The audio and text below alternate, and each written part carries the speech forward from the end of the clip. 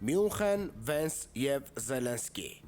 Այսպիսով հետ գնանք Մյունխեն եւ վերլուծենք Վենսի հայտարարությունը եւ տողերի տակ կարդանք, թե ինչ էր ակնարկում։ Եվրոպան կորցրել է իր դեմոկրատական դեմքը։ Եվրոպան չի կարողանում ոչինչ անել առանց Ամերիկայի։ Եվրոպան թույլ է եւ ինչպես փոքր երեխա, մինչեւ հիմա կախված է Ամերիկայից եւ չի ուզում մտածի իր մասին։ Սա նշանակում է, որ դեռևս 1945 թվականից սկսած, երբ Ամերիկան սկսեց վերականգնվել, Եվրոպան հույսը դրել էր ԱՄՆ-ի վրա։ Ինչպես մենք մեր հույսը դրել էինք Ռուսի վրա, որ վտանգի դեպքում Ամերիկան, Ռուսը կգա եւ մեզ կփրկի։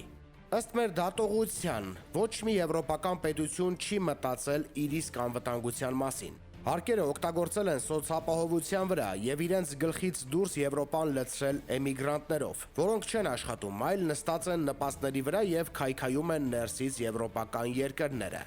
Վենսը եվրոպական հզոր պետություններին հասկացրեց, որ Ամերիկան այլևս չի ուզում ձեզ պահել, դուք ինքներդ պետք է ապահովեք ձեր անվտանգությունը։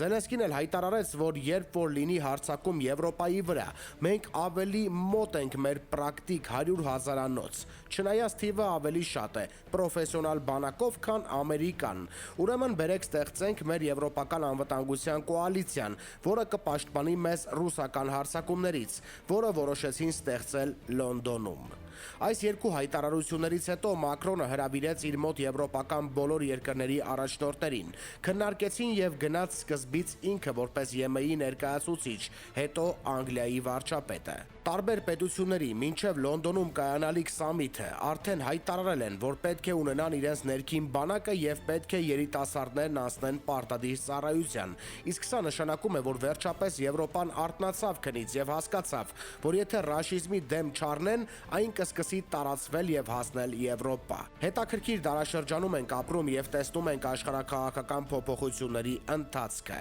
Եվ իհարկե աշխարհը երիտասարդանում է եւ դառնում է ել ավելի ժամանակակից։ Բայց եւ այնպես մենք բոլորս հասկանում ենք, որ ծերերը չեն կարողանում հարմարվել այդ մտքի հետ եւ փորձում են ամեն գնով խանգարել այդ գործընթացը։ Բայց հավաստիացնում եմ, գործընթացը սկսված է դեռևս 2005 թվականից։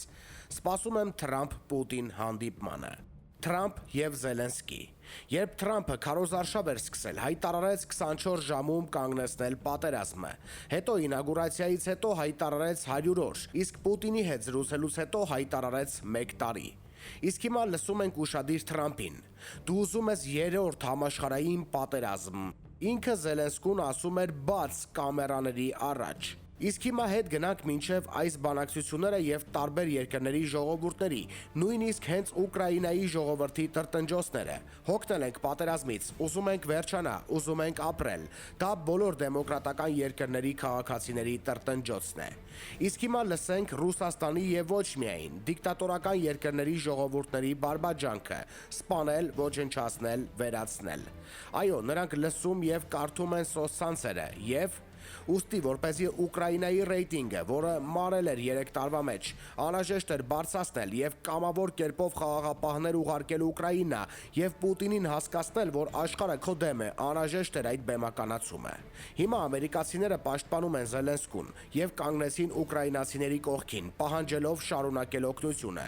Եվրոպան ավելացրեց օգնությունը կրկնակի եւ հայտարարեց, որ այդ վարկերը փակվելու են ռուսական ոսկե վալյուտային ձերբակալված ֆոնդի հաշվին։ Եվրոպան կատարում է գործողությունները ընդդեմ ԱՄՆ-ի։ Հիշենք Թրամփի վերջին խոսքերը։ Զելենսկին կարող է հետ գալ բանակցությունների, բայց այս անգամ մեր կողմից ավելի խիստ պահանջներ են դրվելու։ Այս բառերը վերաբերվում էր Պուտինին եւ իր շրջապատին։ Հիմա սպասենք, արդյոք տեղի կունենա Պուտինի հետ հանդիպումը, թե ոչ, որովհետեւ խաղադրույքները փոխվել են եւ գները բարձրանում են օր-օրի։ Գրել է Արմինե Ղազարյանը Facebook-յան իր էջում։ Երկրորդ եւ երրորդ նախագահների Քոչարյանի եւ Սարգսյանի թիմերի միջև ֆուտբոլային դիմակայությունը շարունակվում է։ Հայաստան խմբակցության անդամ Ագնեսա Խամոյանի կողմից նախորդին ՀՀԿ-ի դաշտ փոխանցված քարոզչական գնդակը հետ տշելու հերթը պատիվ ունեմ խմբակցության պատգամավոր Աննա Մկրտչյանինն էր։ Երկու թիմերի ֆուտբոլիստ կանայք նկատենք բավական լավ մարզավիճակում են, բայց ոչ թե ՀՀ-ի քաղաքական ներկայի ու ապագայի մասին, այլ ընտրանքային, կոնստրուկտիվ, արժեքավոր, ադեկվատ եւ ամենակարևորը քաղաքական ասելիքով, այլ առանձնակի էնդուիզմով քչփորում եւ հոտոտում են անցյալի նախահեղափոխական շրջանի ու բուն հեղափոխության օրերի կեղտոտ լվացքը եւ իրար երեսով տալիս։ Այս երկուսի կռիվն, ինչպես արդեն նկատել ենք, մեկ օրակարգի շուրջ է, ինչպես եղավ, որ տեղի ունեցավ հեղափոխությունը, բայց ոչ թե դրա խորքային պատճառները քննելու, հասկանալու նպատակով, այլ ինչպես եղավ, որ այդ գործընթացի հետևանքով կորսվեց 20 տարի պինդ 7 փակի տակ պահած իշխանությունը, դրանից բխող հետևանքներով։ Սերժ Սարգսյանի թիմի ներկայացուցիչ Տիկինը հղում անելով Քոչարյանի գրասենյակի ղեկավար Բագրատ Միկոյանի խոսքին նորից տիրաժավորեց այն անհեթեթ միտքը, թե կասկածներ ունի, որ Քոչարյանի գրասենյակն է հորինել եւ Նիկոլենց տվել իշխանությունը զիջելու մասին թեզը։ Չգիտենք ով եւ ինչ նպատակով է որևէ թեզ հորինել եւ ում տվել, բայց գիտենք, որ ժողովուրդն իրացրել է իր սահմանադրական իրավունքը։ Ոտքի է կանգնել, մնացել է ոտքի վրա այնքան ժամանակ, ինչև իրականություն կդառնար Սերժ Սարգսյանին եւ նրա կառավարող թիմին հեռացնելը, իրեն պատկանող իշխանությունը հետ ստանալն ու նոր արտահերթ ընտրությունների միջոցով իրեն պատկանող իշխանությունն այսօր կառավարող ուժին պատվիրակել է։ Այս պարզ ճշմարտությունը, քանի դեռ չեն ընդունելու Մարսել Քոչարյանական եւ Սերժական թիմերը, անպտուղ բանավեճը իշխանության տալ առնելու մասին շարունակվելու է։ Անդրադառնանք Աննա Մկրտչյանի կողմից Քոչարյանական խաղադաշտ ուղարկված պասերից մեկին, որը վերաբերում էր Քոչարյանի թիմի այն դիտարկմանը, թե եթե Սերժ Սարգսյանը դեմ էր իշխանությունը վարչապետի ժողովրդի թեկնածու Նիկոլ Փաշինյանին հանձնելուն, ապա ինչպես ստացվեց, որ նրա ենթակայության տակ գործող ՀՀԿ-ն ձայներ ապահովեց Փաշինյանի վարչապետ ընտրվելու համար։ Արմեն Աշոտյանի քարոզչական շկոլան անցած երիտ ՀՀԿ-ական падգամավորը, որն իր խոսքում նկատում է, թե ամեն ինչ տեղի է ունեցել բոլորիս աչքի առաջ, դիմեց մանիպուլյացիայի հնարքին, նշելով, թե Փաշինյանին կողմ քվեարկած ՀՀԿ-ականների վրա գուցե ներազդեցության միջոցներ են կիրառվել։ Նկատենք, որ Մկրտչյանի խոսքում աղաղակող հակասություն կա, նա նախ հայտարարում է, թե քանի որ բոլորը, այդ թվում ԱԺ խմբակցությունները, բացի ՀՀԿ-ից կողմ են եղել Նիկոլ Փաշինյանի վարչապետ դառնալուն, ստորագրահավաք են իրականացրել, վարչապետի այլ թեկնածու չեն առաջադրել, ՀՀԿ-ն էլ մնացել է մենակ ու հալածված, ուստի տեսնելով, որ երկրում քաոսը բոլորի համար ընդունելի է բացի ՀՀԿ-ից, ՀՀԿ-ն այս քաոսի ստեղծման պատասխանատվությունը իր վրա վերցնել չէր կարող։ Հետևաբար ՀՀԿ-ն ասել է, եթե 3 միլիոնը կողմ է եւ 55-ն են դեմ, ձեզ ինչքան է պետք։ Այդ իչքանդ, որ ստորագրել եք, քանի մարդ չի հերիքում։ Դա էլ ընդ որում եղել է падգամավորների կամքի վրա ներազդեցություն, ինչը քրեական գործ է եւ պետության վերականգնումից հետո դա էլ պետքա ճշտվի։ Թե ներազդեցությունը ՀՀԿ-ի падգամավորների նկատմամբ եղել են մյուս քաղաքական ուժերից, թե փողոցային շարժման ժամանակ դագաղներ պահողներից, դա էլ շատ կարևոր է։ Падգամավոր աշխատող անձը փաստորեն նախասում է, որ ՀՀԿ-ն է հարցրել, թե քանի ձայն է պակասում Փաշինյանի ընտրության համար եւ ինչքան է պետք, հանձն առնելով անհրաժեշտ ձայներն ապահովելու գործը մյուս կողմից էլ կասկած է հայտնում, թե միգուցե այլ ուժեր են ներազդել պակասուրդը լրացրած ՀՀԿ-ական падգամավորների կամքին։ ՀՀԿ-ական խմբակցության ղեկավար Վահրամ Բաղդասարյանը հայտարարեց, որ խորհրդարանական խմբակցությունները ում էլ առաջադրեն 1/3-ի կողմից, մենք աջակցելու ենք, որը ՀՀԿ-ի թեկնածուն չի լինելու։ 1/3-ի կողմից առաջադրված թեկնածուին կաջակցենք, մայիսի 1-ին Փաշինյանի ընտրությունը ձախողած ՀՀԿ-ն,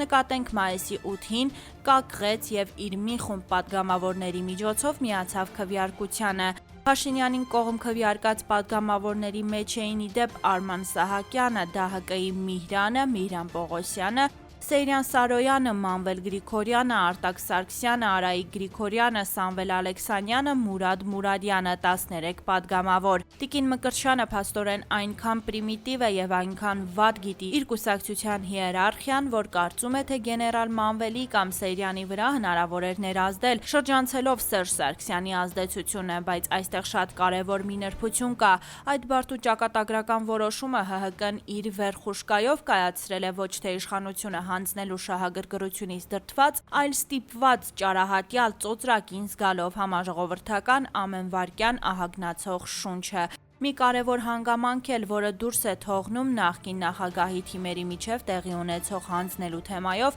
բանավեճի օրակարգից 2018 թվականին ժողովուրդը մերժել է ոչ միայն Սերժ Սարգսյանին, այլև Ռոբերտ Քոչարյանին, այսինքն Քոչարյան-Սարգսյան տանդեմին։ Պարզապես իշխանության ղեկին 2018 թվականին գտնվում էր Քոչարյանի իրավահաջորդն ու նրանից էլ ժողովուրդը վերցրեց իրեն պատկանող եւ առնվազն 1996 թվականի նախագահական ընտրություններով խլված իշխանությունը։ Այո, 2018-ին հայտնի կարգախոսում հոլովվում էր Սերժ Սարգսյանի անունը, սակայն վերջինիս մերժումը բովանդակում էր նաև նրա հետ օրգանապես կապված այսպես կոչված Ղարաբաղյան կլանի մերժումը։ Մերժիր Սերժին նշանակում էր մերժիր Սերժին, գումարած Ռոբին։ Հետևաբար, եթե խոսք է գնում 2018-ին իշխանությունը հանձնելու մասին, ապա այդ գործողությունը կատարել են երկուսով՝ իրավական առումով մեկ սուբյեկտ, գլոբալ համակարգային առումով երկու սուբյեկտ։ Երկիրը յուրաքանչյուրը 10 տարի կառավարած նախկին նախագահները։ Թող Քոչարյանը չհերքի, որ թե ԱԺ-ում, թե կառավարությունում 2018 թվականի ապրիլի դրությամբ շարունակում էր ունենալ քաղաքական նշանակալի ազդեցություն։ Հիշեցնենք, որ 2018 թվականին ԱԺ-ում կար 4 խմբակցություն՝ ՀՀԿ, ՀՅԴ, ԲՀԿ, ԵԼՔ։ ԵԼՔ-ի 5 անդամները եւ ԲՀԿ 31 հոգանոց խմբակցության 12 падգամավորները դեմ քվեարկեցին Սերժ Սարգսյանի վարչապետ դառնալուն։ Վերջինս վարչապետ դարձավ 77 կողմ 17 դեմ ձայներով, իսկ 2 շաբաթ անց այս խմբակցությունները 59 կողմ եւ 42 դեմ ձայներով վարչապետ ընտրեցին Նիկոլ Փաշինյանին։ ՀՅԴ-ն, որն ի դեպ Սերժ Սարգսյանի ՀՀԿ-ի հետ կոալիցիա էր կազմել 2017 թվականին ուրանալով Սերժ Սարգսյանի վերաբերյալ քվեարկությունը, նույնպես կողմ քվեարկեց Փաշինյանի վարչապետ դառնալուն։ Իսկ այսօր որպես Հայաստան խմբակցության գերիշխող ուժ ԱԺ-ում աշխատում է Քոչարյանի կուրացիայի տակ։ Նյութի աղբյուր civic.am